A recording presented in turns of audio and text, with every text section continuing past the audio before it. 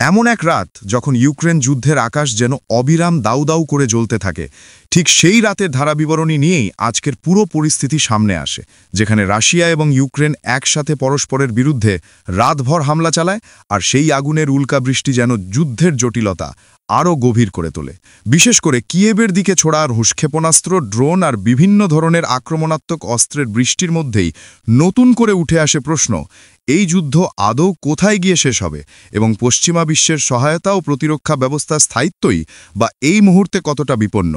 রাতের প্রথম ভাগেই প্রো ইউক্রেনীয় সূত্র কিছু ছবি প্রকাশ করে, যেখানে বোঝা যায় রাশিয়ার আক্রমণ কতটা বিস্তৃত, কতগুলো ড্রোন এবং কত ধরনের মিসাইল ব্যবহার করা হয়েছে। একদিকে জেরান-2, হারপি A1, গেরবেরা প্যারোডিয়া ধরনের ড্রোন, অন্যদিকে ইস্কান্দার M ব্যালিস্টিক মিসাইল এবং কালিবার ক্রুজ মিসাইল। সব মিলিয়ে কিয়েভ ও আশপাশের অঞ্চলকে লক্ষ্য করে এমনভাবে ধেয়ে আসে